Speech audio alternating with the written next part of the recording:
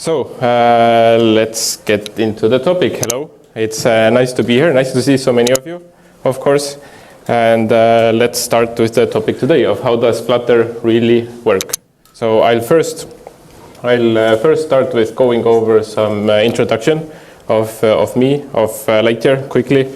Then we'll go over Flutter versus the world. So I'll show a bit how rest of the mobile development frameworks work and what are some of the gimmicks there, especially iOS and React Native in comparison. Then we'll go into a small introduction of Flutter in case you haven't, if you don't know much about it, then you will at least some in order to get to be more familiar with the topic, and then the Flutter rendering model. So we'll actually work how does Flutter make the widgets that you write in the app pixels on your screen. We'll then take the key takeaways or conclude the topic, and then there's time for Q&A. If you have any questions in the meanwhile, I mean, you can ask, but I would prefer to have them in the end so that we could have better discussion time at the end of the presentation. So let's start off. First of all, who am I? My name is Alar, as you saw.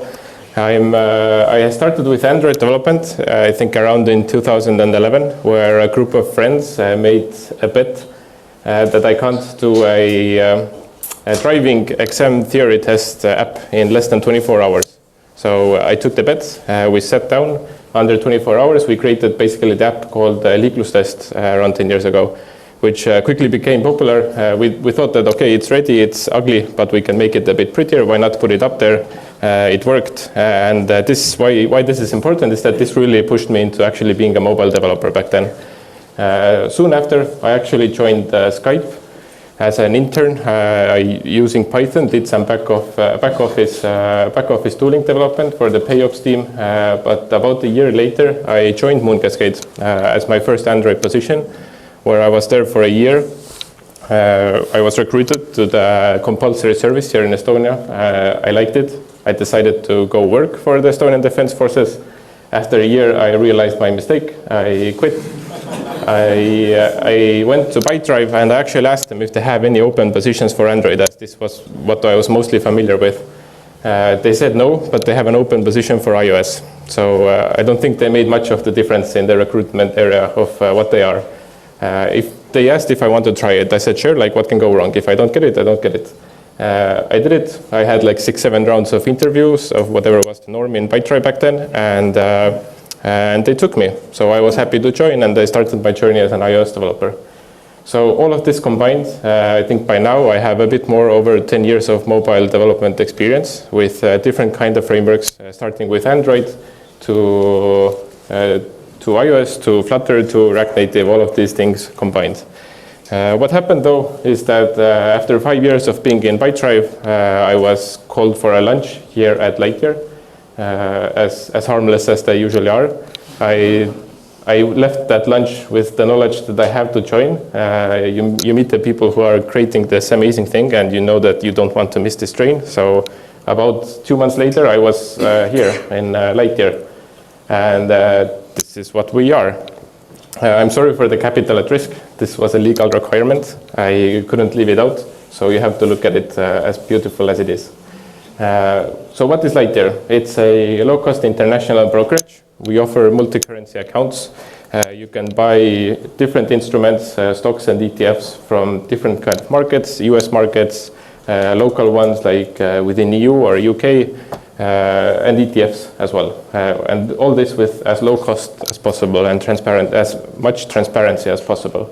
So what our mission kind of is to make you successful investors. So we provide you the access to these instruments, to access to all of the data and everything that you need to do in order to make your next investment decision, actually execute it, and see how you are doing.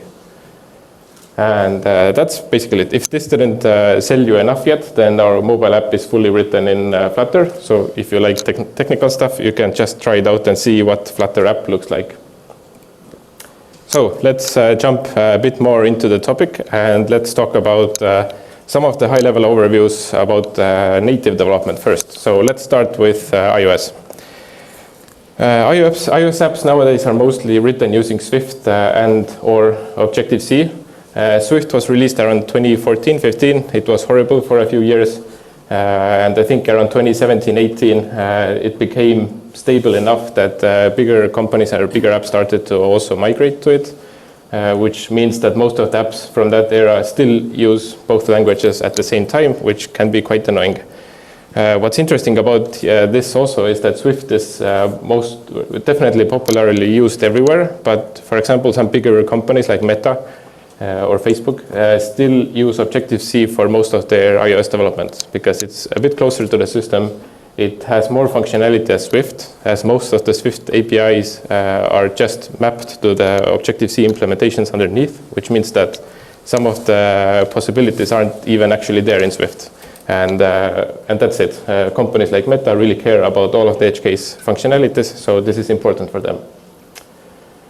How to build UI is using storyboards and or nib files, which is basically like a storyboard per view, which is kind of this, as you see in the picture, it's kind of this UI editor that Xcode allows you to drag and drop different elements, tie them to specific UI elements in the code, and then start manipulating it or setting stuff to it. Another option is doing it programmatically, which is, I guess, the preferred way of most more senior iOS developers. As it allows for better diffing, you can make better reviews, you can look at the changes a lot better than the zip file, which is basically unreadable. You use UIKit when you want to do any kind of iOS development or use any of the UI elements there, and also you have the possibility of now using Swift UI. It's basically just a module on top of UIKit, and it allows you to do this declarative UI style writing using Swift UI components, which are underneath, again, mapped to UIKit elements. So again, more senior developers try to stray away from Swift UI, as it still has some of the issues that they don't want to deal with, and you can just cut out the middleman and just use UIKit instead. There is no hot reloading in iOS, which is always fun. Some bigger apps might want some 4 or 5 minutes of compiling in order to verify your one line of code change and see if it actually works. So I'm not sure where I put that time back then. And what's even more fun is that everything is very closed source. So you have absolutely no idea what happens underneath or within the system itself. If your button is behaving in a weird way and you're not sure if it's a fault of your code or the button implementation underneath, you have absolutely no access into seeing how it works, what's actually happening under the hood. So the only access or visibility you have into the framework itself is the public headers of Objective-C, and that's it. Apple is also, I guess, infamously not telling anything about how iOS works underneath, so that's fun. But this is what can be seen from some of the archives that Apple has provided. Not sure if it's fully accurate anymore, but this is kind of what it is. So there are 4 higher level grouped layers of frameworks that iOS provides for developers to use. So starting from the top is the application layer. Most importantly, consists of the UIKit and some others that all developers will use when they want to develop their apps. Then the media layer, which kind of handles all of the media stuff, all audio visual stuff. If you want to have media player and use controls of the system on the lock screen, you will have to use those frameworks. Core services layer, which is a bit more low level and has access to some of the more protected and layered frameworks. For example, if you want to get an address from the address book, or if you want to use the Apple's Smart Home API, which is the HomeKit, you have to use these layers, as there is no other way of accessing these functionalities. What often comes from there also is all kinds of permission handling that you will have to know how to do, and rest of the gimmicks that come with it. And the most lowest level then is the core OS layer. So what happens there is that is the most system or hardware close functionality that the developer actually has access to. The thing to note here, though, is that you never get access to hardware directly. You never get any input-output from the hardware when using iOS. You can only do it using those frameworks that are provided by iOS itself. I guess when you're doing Android, for example, you can do all kind of routing and different stuff to get better access into actual hardware outputs from different sensors and so on. On iOS, this is a bit more tricky. What's also to note here is that you simply have no escape from some of those. If you want to do, let's say, a media player or Lightyear has an earnings call player that you can listen to like different companies' earnings call. You have no way of using system controls to use like play pause functionality from lock screen unless the library that you're using underneath actually uses these media layer components as this is the only entry point into system level functionality. Next up, the arch nemesis of Flutter is React Native. So what is React Native? I guess most of you know very well. Is a cross-platform framework where you can use JavaScript to build your mobile applications for iOS, Android, all using this single code base. What's different about React Native or how it works is that you basically write your JavaScript code. The app bundle comes with the JavaScript core engine, which will then actually execute your JavaScript code, and using the bridge, it will map all of these functionalities on all of these UI elements to native elements underneath. So contrary to still some belief, React Native is not a web-based framework. It's just using the mapping of native elements to the React Native elements that you can then use. How does it do it? Is exactly this bridge. This bridge consists of a few base elements, mainly the shadow tree, which is kind of the UI representation tree of what you have built and what's actually currently in the loop or what's running. And it is sending JSON messages asynchronously back and forth between the native side and the JavaScript core engine. So this is also one of the downsides of one of the biggest issues of React Native, because all of those messages are asynchronous, and JSON wasn't the best option later to do it, because it can start creating some latency between how the messages are sent and received, as often a lot of the communication has to happen both ways before some changes need to be made. What's bad side about this is that you won't get any jank, you won't get any performance issues on the UI level in terms of FPS, because the elements that are displayed on the screen are still native ones. But if something needs to happen and something needs to be decided on the JavaScript side, the messages between them can take some time, and thus a bit of latency can happen between some of the actions or some of the decisions that the shadow tree has to implement to the native, or send down to the native side, and that's that. For that, there is also actually something called New Architecture for React Native, which is a big famous project started in 2018. When I started looking into it and seeing how it works, I saw some articles that it was supposed to, at least some people thought it was supposed to be ready end of 2019 or 2020. In reality, today, all of the documentations about it still has this nice caution labels everywhere. It's still supposedly a bit experimental, although it's available to be used and tested.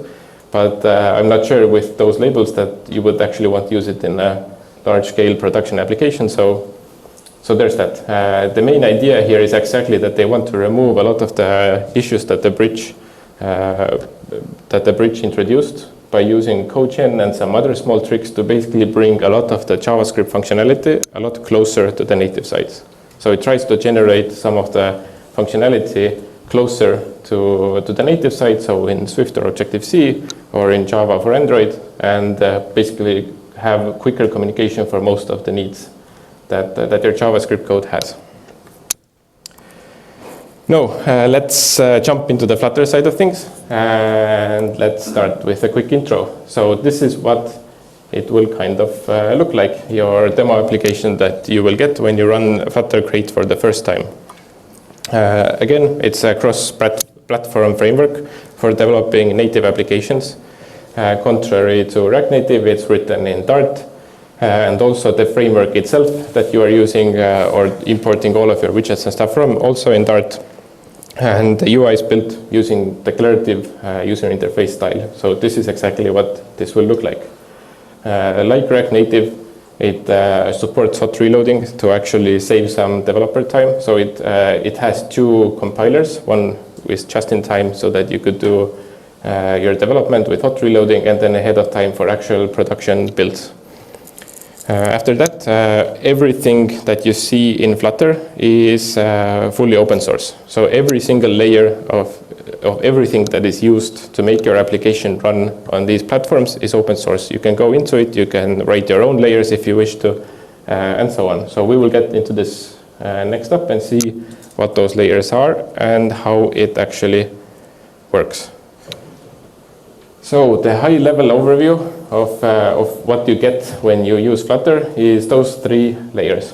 First one that you will interact most with and you will read the most about is the framework itself, written in Dart. So this provides you all of the foundational classes that you actually need. All of the theming possibilities, the widgets that you will start using, which are the UI components within Flutter, a lot of the rendering functionality, and so on. Next up is the engine, which will be shipped with every app, or it is contained within every app itself, written in C and C++. And this will handle a lot of the lower level stuff in terms of how Flutter does things. It will handle part of the rendering, it will do a lot of the rasterizing of actual UI layers that in the end need to be displayed on the screen, and so on. Ultimately, there is the embedder. So these embedders can be switched out based on the platform you are running your application on. So this is extremely platform specific, and this is why Flutter is kind of a cool thing to really work with as well, as you can write your own embedder based on the platform you want to run your Flutter app on. So the Flutter team does provide some basic embedders for the most frameworks that it provides like official support to, being like iOS, Android, web, I think Mac, Linux, and so on. So different ones. Although we have also seen, for example, that people have written embedders for Raspberry Pi, so that you don't even have to run the Linux operating on top of it and have the Flutter app run on the Linux OS, but actually run the Flutter app directly on the Raspberry Pi hardware underneath, which is kind of a cool thing to do, because you could take the same code, use a different embedder, and just run the same thing on a mobile app as well. So I think it's cool. So this is what you will kind of get when you are writing a Flutter application. First, on the top is your application code itself, which is the business logic, UI components, everything that you do on a daily basis. The framework gets shipped with the application itself, the engine, then the embedder, which coordinates with the operating system underneath, as I said, at least the Flutter level of things. And underneath that will be the runner. So the runner will be exactly this wrapper that compose everything that operating system can do, and put all of this basically in a bundle that can then be executed on the platform. So the most easiest example, I guess, if you create an iOS application from Xcode, then this Xcode project is kind of the runner that Flutter will use, and all of the Flutter code and functionality, the engine, embedder, everything will be run using this runner project in Xcode. So this is what you kind of get. So going a bit into the Flutter app itself, let's first talk about widgets, which is basically what you will mostly be using when writing your application, and that's basically it. So what is a widget? It's simply a description or a configuration of an UI element. If you have a container, you can set different parameters to it, to say its size, its behavior, its color, and so on. If you have a text, you can set its label, its font size, font itself, and so on. It's just describing how something should look like and how something should behave. And in Flutter, absolutely everything is a widget. So it doesn't make a difference from developer's perspective if it's a layout component, if it's a text, if it's a button that wants interaction. Absolutely everything is a widget. And like the importance of this will come out soon enough, and it allows for a lot of cool optimizations. But that's it. So everything is a widget. You will hear a lot of it when you start working with Flutter. An example, so the whole screen initially is just one widget, the layout itself, and it behaves it gets constraints, it knows how big it should be, which is the size of the screen, and it starts laying out its children. Next up, the navigation bar itself, as the first child of it, will have some parameters to it, which has children on its own, actually, the button, and there's an invisible title in the middle that will show when you scroll down. Even the spacing in between. So even if you have something there between the title, it's its own widget. You have to say it out there. You usually don't put padding there. You can, of course, but that's it. The title, container for the chart itself, then the chart inside this being centered based on whatever the screen size is, and so on. So if I go into it, then absolutely every single thing that you see there is its own widget. and it's handled exactly the same way by the Flutter engine to be displayed. So what happens here then is that when you build your UI, your code will look like it did before in this declarative style in different classes. But this is kind of what Flutter will do in the background when it actually starts displaying all of this. So the widget tree, this is a Flutter dev tool screenshot of what this screen actually looks like according to the Flutter runtime. So this tree only goes down to the holding breakdown title in the middle. So you can easily see that the widget tree can grow into being really, really big from a really small and simple component actually. And what's even more so is that, for example, in some places, you have here, for example, you have a container widget. This is not simply used as, by Flutter, it's not simply used as one widget, but if I remember correctly, then the container itself consists of about 5 widgets on its own. So within the widget tree underneath, under the hood, it will be spread into even more widgets. So the tree itself can become pretty big pretty quickly. And this is exactly a demo of the whole widget tree that is shown, or that is built out by Flutter when this screen is shown, so during the actual runtime. The interesting part of it is actually it's not only this screen, as there are also views underneath that are being held alive and that are doing stuff there, as this inside screen is simply displayed on top of it. But it's a really quick example that you will get a lot of widgets within this widget tree that the Flutter will have to manage on the background. And we'll go into this now and actually see what it looks like and what Flutter actually does with this widget tree to make it into this beautiful design. So the rendering pipeline itself. There are 7 main steps that happen, or 7 main points to know about how the rendering starts, how it happens, and how it finishes. So there are 3 triggers initially that can start any kind of rendering process. First of all is the user input. So any moment when any kind of gesture is detected and is sent to the Flutter, then it knows that, okay, some kind of rendering might need to happen because something might be listening to it, something might be happening to it. It basically triggers the render phase. If an animation tick happens, since all the animations are running based on the ticks, then something might need to change, and it will again check if any changes need to be rebuilt, relayouted, painted, and so on. And finally, and I guess most commonly, is the build phase, so or building step itself. So if you open a screen, then all of your widgets initially have to be built, and all of the widget tree that you showed before has to be laid out and created.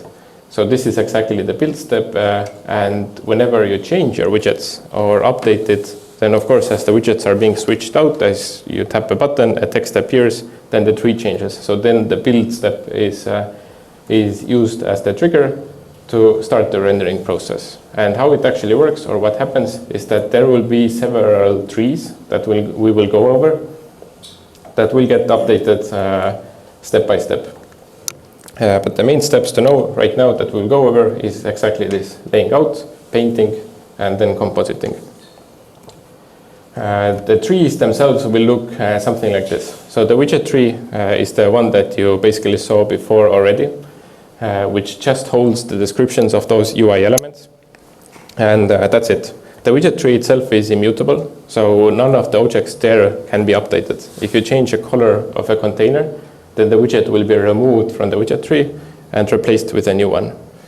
This is only so because this way the widget tree itself is really cheap to hold in memory, as you don't have to deal with all the possibilities of changing properties and making those diffs within the tree nodes themselves. Next up is the element tree. This is basically, as a side note, who has done Flutter, if you use both stateless or stateful widgets, then you have a build context object in your build method. Then underneath the hood, the build context object itself is the element underneath for Flutter. So the only responsibility of those nodes in the element tree is knowing how to compare if the widget that's tied to the element node is different from what it was before, or it knows how to compare them. So it doesn't do much, it doesn't know much, but it's in one-to-one correspondence with the widget tree. And this functionality is important to start laying out the render tree. So what happens in the render tree is it starts filling out everything that needs or wants some kind of rendering on the screen, and by creating those render objects. So each node is its own render object. And we will go through an example of how this works with actual widgets to kind of display what this looks like and to make it a bit more clear. So let's say that we have this kind of small widget tree. We have a container that's colored red, and under that we have a text that has a label that says hi. So for each widget there, you will have an element corresponding to it. It will exactly map out the same way, the widget tree the same way. And under the render tree, there will be two objects. First of all, a render object. Actually, it will be a render box, as the render box is used to render container objects. And it will have the color property of red. So the element itself doesn't know anything about it, but the render tree does. And for text, it will be a render paragraph, exactly the same thing. Now, if you want to switch out the color of the container, which is like a fairly common thing to do, even if you're, let's say, animating a change, then during the animation ticks, you will change the colors really slowly, one by one, with like a very small incremental changes. This means the widget tree, it's always being updated at the same time. And new widgets are being pushed. So what happens here is you will create a new widget with a new color code, and the old one is basically just removed. The text is again attached to it, if it had the same child underneath, if not, then not. And at this moment, the element tree or the build context responsibility is what I mentioned before, is just comparing it to the old one. So it will check the new container, which has the blue color, and it will check the render tree node that corresponds to it and sees if I can still use this render object or render box functionality to show this container with its new color. If it matches and it's possible to do so, then it will create this link, and that's it. After this, the link is created, it knows it can do it, the color is changed, and the red in the render tree will become blue. If the container would have been suddenly something totally else, like let's say we want to put the triangle there, that the render box does not know how to draw a triangle, then at this moment the elements and the render trees would have simply been dismissed and the new one would have been built in that phase. And now you go through the first stage of the widgets, and then you go into the next one, into the text one. The element looks at the text, sees it's exactly the same as before. It will reuse what it had before, and that's it. So basically the whole work of this updating is done. The immutable elements are changed, and the mutable elements are changed as necessary as well. Now, into going the actual render model phases is what we had in the end was this render objects, which can be different things like render boxes, render paragraphs, and so on. These will now be the most important parts of actually putting all of this on the screen. And those three steps now, laying out, painting, and compositing, will be gone through in order to bring them onto the screen and paint them ultimately as pixels. So again, let's go and see what the laying out phase looks like. The whole idea of layout phase, which is the first one, is by going through the nodes from the top of the tree, is just to determine the geometry of the object. So it wants to know the size of each object, and it wants to know its position, and that's it, as simple as possible. And it will do so walking through the whole tree only once. So initially, when you're building your application, it will do a depth first search. It will go into the top one, to the left, top one, back, and recursively go back and go through the whole tree. The trick here is that it's with initially building the application, it will be of linear performance, as it has to go through absolutely all of the UI elements displayed on the screen. But any kind of changes that happen afterwards will be sublinear, as it doesn't have to go through all of them, but only the ones that have been marked dirty or actually need updating. And how the walk happens is that the top node, when it starts, it has constraints. It knows either from the system as the very top node or everything underneath that I have a maximum and minimum width and maximum minimum height that I myself can have, and it will pass it down to the child, like, hey, I want to know your size, and these are the minimum and maximum widths and heights that you can have. Please tell me your size. Then the child will get these constraints, and it will ask its own children exactly the same thing. And it will go by the tree, walk this whole thing recursively through, and ultimately you will have all of this render tree during the layout phase laid out. Like, you know the positions and the sizes and the constraints of absolutely every node in this tree. So the layout phase with this is kind of complete. As an example of how it would look like, we have a very simple or somewhat simple row element, and there is an alignment here that all of the children has to be aligned center. So we will have 4 children here. First and the third one will have fixed height and width, and 2 of them will be flexible. So let's say that they want to have they have flex factors for some spacing or whatever you want to. So what happens under the hood, or what starts happening in this example, is that first things first is the center alignment. The tricky part here is that the center alignment can be tricky for quite a few renderers. In many cases, you have to render the same row several times in order to know how to align your children in a center manner. Because if the row itself wants to position or size itself as it wants to without knowing the height and sizes of the children, it will do so falsely in the beginning. It knows the children has been laid out, and it will start correcting itself. So, and this is actually the case for some renderers in some frameworks, that it actually has to do multiple iterations in order to get this correct. You won't see it as much as an user, but as for getting better performance, you might definitely start seeing some complications with it. But the example, so this is kind of the representation which will happen when you start creating this the render tree, or like from the widgets up to the render tree. First of all, the row itself will get some constraints, right? It knows that it has a maximum and minimum width and height from wherever the row is being shown. What happens next is that it knows that some of those children have flexibility. So it knows that when any of the children with the row has some flexibility with the flex factors, it won't ask them first, because whatever the other children has, they will affect this flexibility. So it wants to know that the height and the width of the consistent children before. So basically the first and third container. So it sends down to the first container initially. It tells the constraints. Like, you can be minimum height of 0 if you want to, and the maximum height can be whatever maximum height was given to me, to the row itself. For width, same thing. You can be minimum of 0, you can be maximum of infinity actually, because a row element can have maximum width on its own when displayed, but its child can expand to however big it wants to be. It simply will be off screen. And that's it. So the container takes its constraints, and it says that, hey, I want to be 100 points high and 50 points in width, and that's it. If it falls between the constraints, it's nice. Everything will work. If not, it will result in a runtime error in that case, which you can see quite often probably when you start developing your applications and discovering it. Same thing goes for the third container. It will send down the same constraints. It will give back its size. So now the row knows 2 of the 2 layout properties, or 2 sets of properties from its children. So now only the flexible ones remains.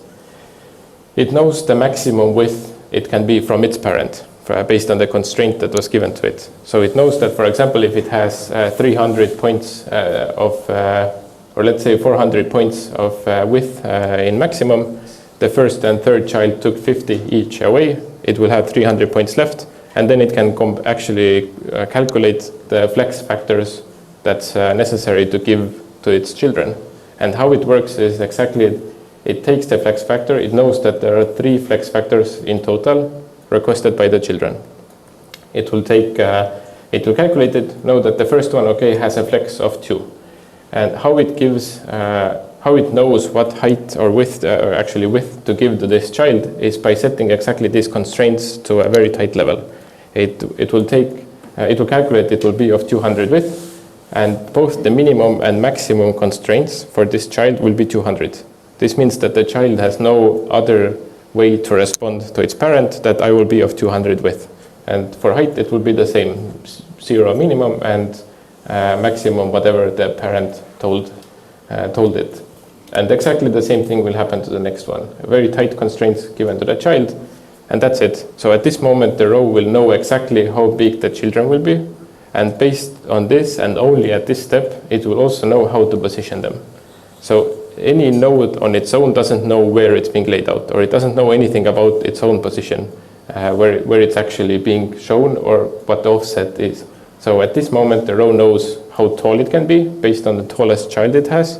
And based on that, it can calculate the offsets to know where to put the rest of the children in order for them to be centered by the main alignment. And that's basically it. Now the row knows its own height, its own width, and it can respond back to its parent saying, this is how big I am, and the rest of the tree walk can continue. And this happens then to the whole big tree that you saw before at every render phase, or at least every layout phase of the render pipeline. There are several tricks and nice things that you can do with working such small responsibility nodes in several trees. So yes, you will have a ton of trees, you will have a ton of nodes in all of those trees. It might seem complex, but the pretty thing about it is that all of the responsibilities that they have to do are really small and very simple. It just has to, like, it has constraints. I have to tell you how big I am, that's it. It's nothing too complex. And based on this, you can start doing really nice optimizations in order for those tree walks to be as simple as possible and thus as quick as possible, exactly giving the kind of performance that Flutter advertises. And one way it does so during the layout phase is these re-layout boundaries. So you don't set them manually on your own, Flutter will do it for you. And there are some rules that it needs to know and align in order to set those boundaries and improve its own performance. So first example here is tight constraints. So if the parent tells its child that you have a minimum and maximum width of 500, minimum and maximum height of 200, then that's it. The child cannot have any say about how big it can actually be. It's already given by the exact tight constraints given by the parent. So at this moment, this re-layout boundary between these two nodes are created. And what happens is that when any of the nodes under this boundary or under this subtree is marked dirty and needs to be relayed out, then none of the nodes outside of this boundary is walked through or touched at this phase, because it doesn't need to. It's not possible that any of the layout happens anywhere else, because this link here between the parent and the child is fixed, so nothing can happen. This is one really small optimization that especially can be done only because of those very simple responsibilities of those nodes in these trees. Another example is this parent user size, which is the case when a parent passes down a flag to its child, telling if it will use the size of the child to determine its own size. So for the row example before, this was true. So the parent does use the size of the child in order to determine its own height, for example, as it wraps to the height of its children. In other case, if this is false, then again a re-layout boundary is created. So why is this? Is, for example, a stack element in Flutter, where you can put any child in it as you want, however big the stack is based on its own layout properties or given by the parent, then the stack's children never affect how big the stack itself is. It can be positioned within the stack very differently however you want to, but it doesn't use the size. So the stack will tell its child that I will not use your size to do my own calculation. And this again creates this re-layout boundary, as anything that happens to the child or underneath this child will not affect anything that happens above this stack. So a boundary is created again, and exactly the same thing happens when nodes are marked dirty or needing to be changed. And finally, in this example is sized by parent. So this is something that a child can tell its parent, or it has a flag on its own, and it can let the parent know if it's actually only using the constraints that the parent gave him. So if it says that I am sized by my parent, I will always use your maximum constraints to expand like however big you want me to be. Exactly the same thing is happening, that the relayout boundary is created as nothing between these two elements will affect what happens, as the constraints are coming from somewhere above, and none of the child changes will affect these constraints that come from above as the work happens in a different direction. So there are a few more of those, and these are simply examples of how relayout boundaries are created, but it showcases perfectly how you can do a lot of really easily understandable optimizations to make these tree walks as quick as possible and get some performance as you go along it. The next phase in the rendering model is the painting. So as you go into this phase, you will start creating layers based on the composition of what you are building. So the same thing is used. You take the render tree and you start going on the top, exactly the same methodology for walking through the tree. So on the right hand side you can see exactly the example of 3 layers that are created. So let's say if you start off with the green layer, you have all your container, your child container underneath anything you want to build, and it reaches step 4. So let's say the step 4 is a video player, like let's say a YouTube app. This video is being processed and composed by the system. It's not done by the Flutter, it's not done by the same way that the rest of the widgets are in this example. So what happens is that it's requesting its own layer to show and process whatever it has in it. So this is being painted separately. What happens after that is that it also tells its parent with the response that happens during the walk is that like after me, start a new layer. And this is exactly what happens because nothing else should be painted in this video layer. It should be separate from whatever comes after it. So on top of it, you will create a new layer, and let's say you can put controls or stuff over the video. So based on the look of it, it will start painting layers on top of it based on the drawing order. What's interesting here is this second node with the steps 2 and 5 is that you can paint the same render object with multiple layers. And this is actually a case that's not happening much elsewhere. It's kind of unique to Flutter. At least I know, not for a fact, but most likely as a fact, that, for example, in web and iOS, this never happens. You have one-to-one correspondence on the painting layers to the render objects that it's actually doing to paint these single objects. And why is it happening like this, or why is it nice like this, is exactly this single walks through the tree. You can do a lot of optimizations by only going through everything that's needed once to determine exactly what needs to be painted and how. But there is a nice side effect, or not so nice side effect to it, is that the step number 6 you see will have its own, the red layer. So this is completely unnecessary because the change of layers from basically green to the red one happens because of the step number 4. There is no need for another layer there actually, but something in another subtree determine this change, and that's it. What can help out here, and what does help out here, is exactly same thing as what happened in layout phase, is that you can also create repaint boundaries. Exactly the same point. If you know that some change within the painting, within animations, with any kind of coloring changes that effectively wants to repaint the screen, you can set them, or you can basically mark them off with a repaint boundary and cut the tree of changes. So what happens here is that you will have more layers, as you can see on this picture. But the blue guy on the right here now doesn't need to be laid out again whenever the video is changes, or whenever the controls on the second node on the left, for example, is being tapped or animated. All of those changes about this video will happen in there, and nothing else of this view will be redrawn when something happens there. The trick here is that it should never be overused. It's very common to do. I've seen it many times. But this is not a nice thing to do, as it will hinder your performance instead. Although it might seem initially efficient that I will put it everywhere, it might seem feasible. But what happens is that the tree will grow, the different layers will grow, the rasterization process or the composition will become much more complex, and you need to do a lot more CPU work before you send the basically pixel drawing commands to the system, and that's that. So you have to kind of be careful where to use it and how to cut off your widget tree in correct places, because if you do it too early or too soon, again, a much larger portion of your tree is being repainted every time when a small change is happening in one small corner of your application. What also to mention here is that these are not added automatically. So re-layout boundaries are done by the system when specific rules are being caught. But for repaint boundaries, this is not so.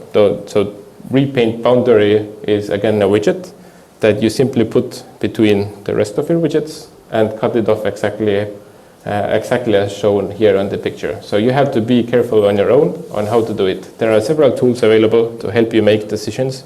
For example, showing what parts of widgets are being repainted as the frames are going on and on to help you determine, like, okay, if this animation happens, does this part repaint or not? You can. There are many tools here, many tools available for you to do so. So use them.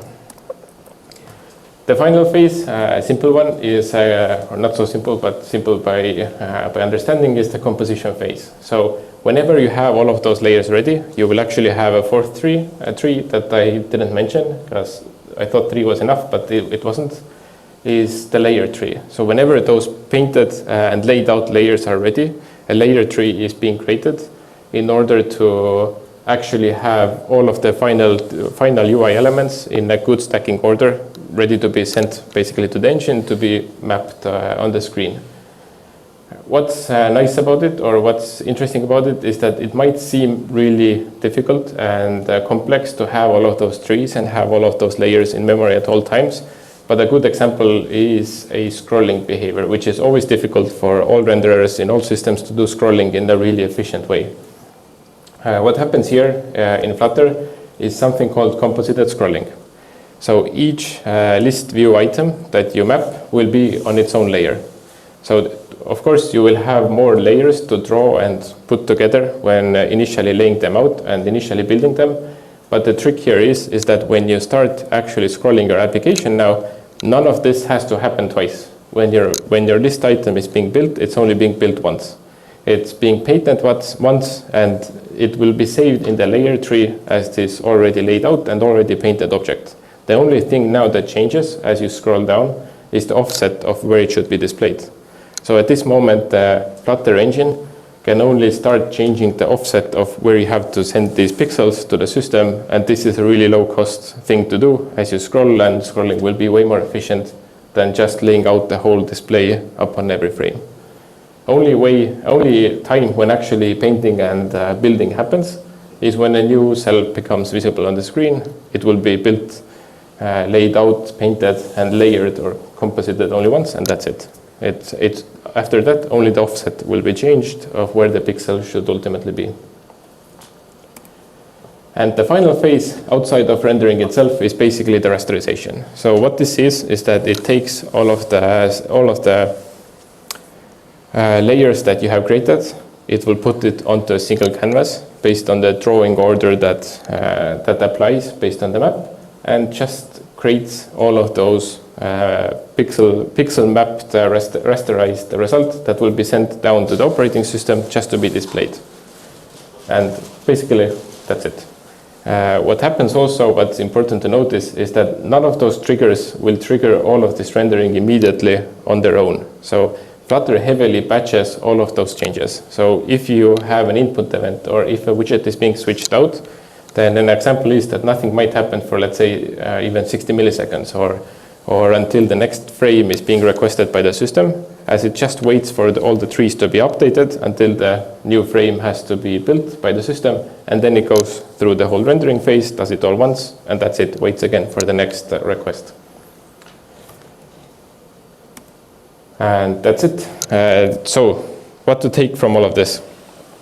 I guess not too much. Hopefully you know a bit more how Flutter works, what are the steps of how your widgets are actually put into your display. It's definitely different from what the rest of the applications do. It's definitely a bit on its own. There are a lot of trees. It's handled a lot of different responsibilities within there, but they are really simple. And one of the nice mantras that came from some of the Flutter's original developers is that they try to keep code and all of the responsibilities within Flutter as simple as possible. So the problems are also obvious. And that's it. That's basically what happens within Flutter and why all of those nice optimizations can be done. And all of those algorithms can be set and used within those trees due to the simplicity of it.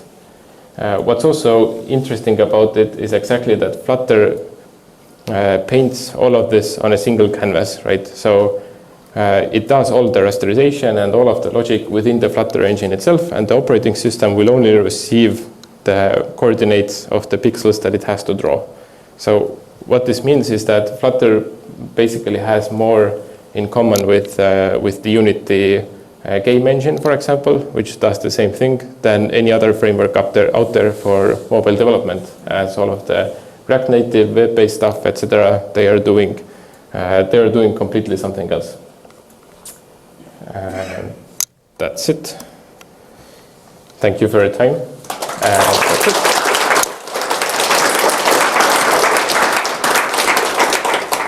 Thank you, Alar. I think we have a bit of time for Yes. Yeah. So, is it possible to build for Android too, or only iOS? Is it possible to build for Android too? Yes. By Flutter itself, I think they have around, I might remember wrong, but 6 or 7 systems that you can build your app on. For Lighter, for example, we build for Android and iOS at all times. We develop on both platforms, but we can essentially run our application also on Linux, on Mac, on Windows. Only some platform-specific APIs might be missing from that. So we might need some work to support them, but essentially it's possible. Thanks. Last question. Is it a framework or a language? It's a framework. For what language? Dart. Thanks. Yes. Thank you. Sure. Yeah, so I guess you chose Flutter because of the cross-platform support. So if you did you consider the other options, and what made you choose Flutter? Let me do you know? No. No? I think, yes, there are other options. I think React Native is always a strong contender to Flutter, as especially a few years back, Flutter was quite new. It's still quite new by some standards, but it's exciting. It's really fast. It has its own strong possibilities, but I wouldn't say that it's as something to run or write your MVP for any kind of project. It's not so much better than React Native, for example. If you're doing a startup, you want to prove some product idea, use whatever you want that's fastest for you, or you have developers for. So it definitely wasn't one specific reason why Flutter would have been better than anything else, why we chose it. But what made you choose Flutter? We like Flutter. Okay, so previous experience.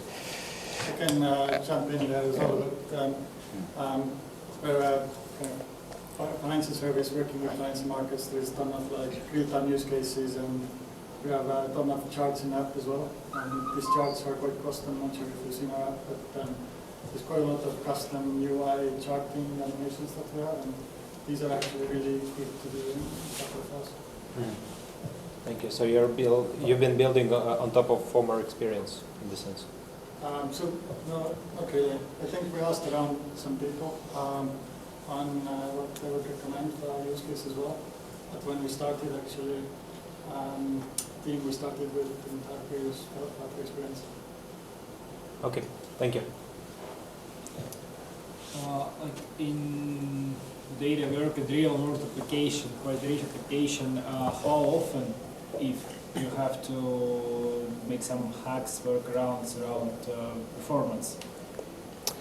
Very rarely. It was more of a thing, let's say 2 years back, and Flutter has this infamous chunk issue that it initially did have, but to be honest, nowadays it's almost never that we have to do some serious investigation into performance, and it's been nice because we haven't really looked into it that heavily of making our app the best performing app as possible, but all of these optimizations have either come from engine having updates underneath by the Flutter team or the framework itself.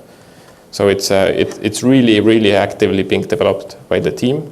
And of course, as open source, it has a lot of community support to improve all of these performance issues as well. But yeah, we haven't done anything like, we're not super performance oriented, and most of it has come out of the box. Thank you. A question over there. In your experience, what issues did you have interacting with lower levels of OS specifics from inside Flutter? Not many, really, as most of the functionality that we want to use for any OS-specific stuff will be handled by all kind of libraries that Flutter open source community has created. So what you can do is that you can create a Flutter-only library written in Dart and nothing else. It does something simply in Dart using what Flutter provides, and you can use it. But what you can also do is link, for example, iOS, you can link pods underneath and use the functionality there. So, for example, for us as well, we are using Segment for data analytics. Segment doesn't have a good Flutter library to send all of the events to Segment. So we wrote a middleman library that uses the pod on iOS and the Android dependency on Android side, and it uses the system level stuff from there. So the mapping if the mapping is there and you can talk to native really easily, then it's not really a problem. And Flutter, of course, also provides a channel that you can use to send messages to native, so you can actually even write your whole UIs or some of the business logic if you like everything in native as well and send messages back and forth. Small update. Are you publishing stuff you write for Flutter, so these libraries or connectors to open source? Well, the Segment one is exactly that. We wanted to do it because there is a Segment library out there, but it kind of sucks. It does a lot more than it should, and it installs a lot of more stuff in the bundle than it should. We didn't want that, but I haven't gotten around to it personally. If I will, we will. Thank you, Alar. Let's squeeze a couple more questions. One from here. Last one, actually. So I think for the last 2 years, there are some certain rumors that Google have certain plans regarding Dart and Flutter. So would you recommend to stay with it, or? I think so. I haven't heard those rumors. We can talk about it later if you want to. But we do keep an eye on Flutter roadmaps. So the Flutter team does heavily update its roadmap and showcase how it's being planned out and what's the ideas for it. And I haven't seen any bad sides within there, but you can enlighten me later. Thank you. And the last one from there was real-time mapping or navigation applications today in Flutter, go or no go? Go. Thank you. Thank you, everyone. Thank you, Alar.